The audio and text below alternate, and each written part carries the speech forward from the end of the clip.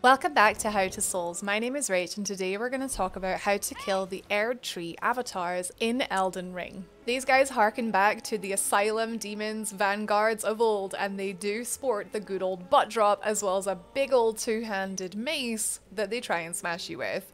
However, there are a couple of attacks that you really do need to be aware of and how to avoid them.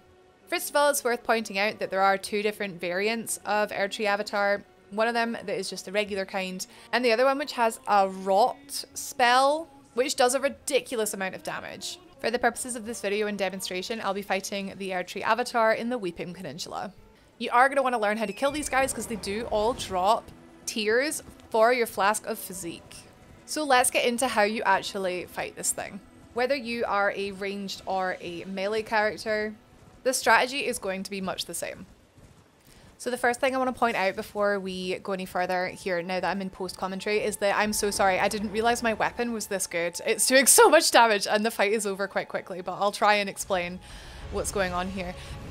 With this Erdtree Avatar, he is aggressive, sure, but he's a little easier than the others, so you can just lure him into a loop of strafing around to the left / his right, dodging his mace and then dodging his foot.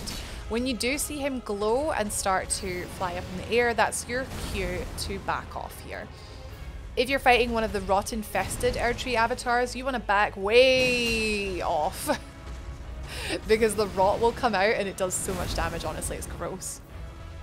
So just get in the habit of rolling through the stomp, rolling through the two-handed mace attacks, and sticking close to him because you don't get a lot of time to return fire after you dodge an attack. Once you see him slam his mace down with a rune on the ground, that's your cue to mount up on Torrent. With the boss targeted, you're going to want to dash, pressing B or circle, around in a circle or just to the side. This is going to make sure that all the magic attacks will miss you every single time, unless you run into a pot or some kind of scenery, so do have some kind of environmental awareness. From there, it's rinse and repeat. If you do stay close to him, he will only do these kind of attacks. As soon as you start being in mid-range, say if you're a caster or so, he will have much more dangerous mace attacks, combos that you will have to dodge. You do not want hit with the end of that staff, so if you're going to be hit, at least try and be blocking it, even with a weapon.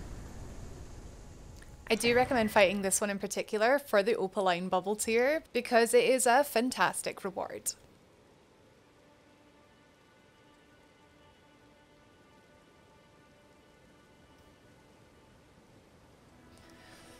And that's all there is to it. Thank you so much for watching. I hope it was helpful to you. Feel free to interact with the community in the comments below. Like the video, it lets me know I'm doing a good job and it makes me feel good. And subscribe for more Dark Souls and Elden Ring videos just like this one. I'll see you in the next video.